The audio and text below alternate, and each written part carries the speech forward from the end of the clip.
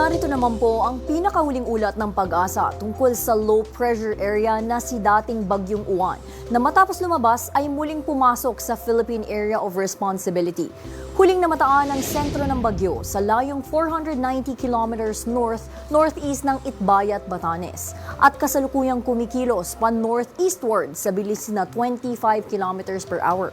At tuluyan na nga itong humina habang kumikilos palayo sa PAR at inaasahan na ngayong araw ay tuluyan na itong lalabas ng bansa.